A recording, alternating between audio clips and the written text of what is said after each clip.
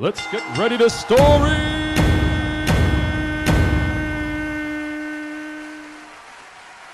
Get excited. If you are one of the lucky people in the audience who put your name into this very fancy hat that was sitting in Ed's closet, is that what I understand? It was in your closet? All the way from Ed's closet, this hat came.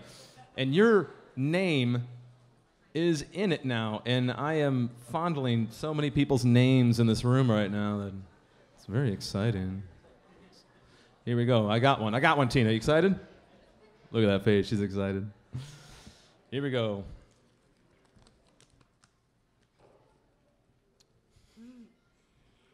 Kait Burrier. Kait Burrier.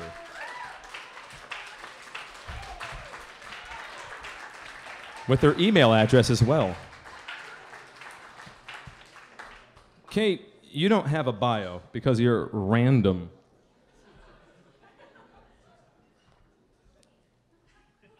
Tell me when to stop, Kait. Now. Ooh. Public libraries. All states of the U.S. have laws permitting municipalities to use local taxes to support public libraries. Kait Burrier, everybody.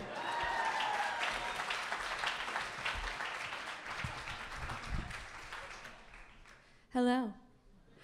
Many of you may be familiar with my wonderful partner, Jason Reedmiller. Can I get a huh? All right. Jason and I moved in together maybe 6 months ago, but before we moved into our lovely abode, we moved into the 3rd floor of his parents' house in South Scranton. South Scranton, can I get a huh? Yes, that's right.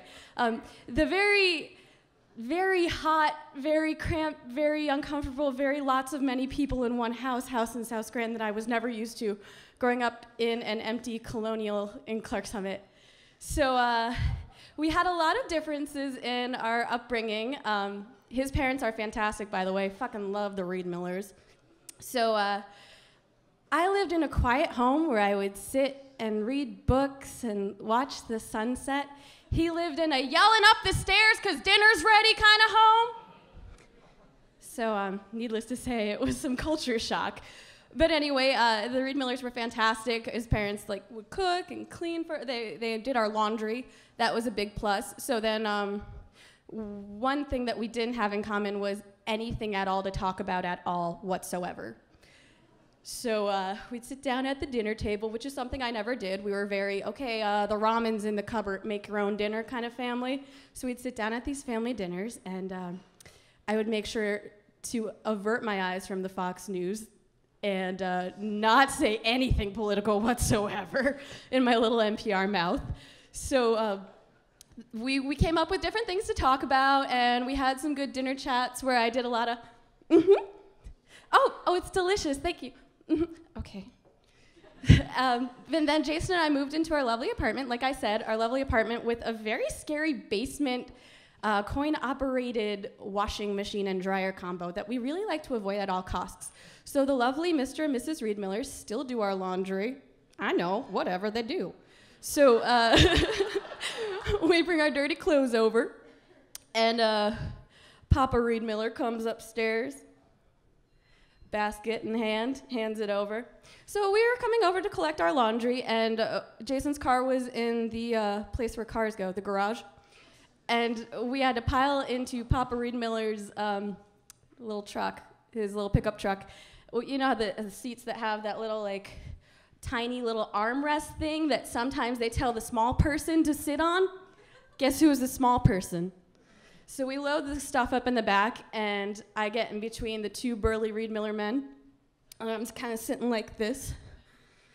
And Papa Reedmiller, who didn't actually start saying my name until about 8 months into our relationship, he would just kind of I'd walk in the door, and he'd say, "Hey, Jace," and I'd go, "Oh, I'm Kait. This is Jace. Okay, hi." So he turns to me and goes, "Kait, I got a bone to pick with you." And I went, "Yeah?" And he said, "I have no beef doing your laundry. You're a great girl. Just don't bring me laundry with this stuck to the front of it." and he holds out his hand, and it's a crumpled up Obama 2012 sticker. And I never have since. Thank you.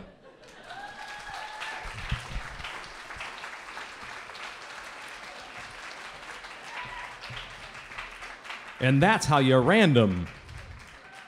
I'm glad Kate said that where she's from, because I should have asked her details so she's not just a public library in all of your eyes.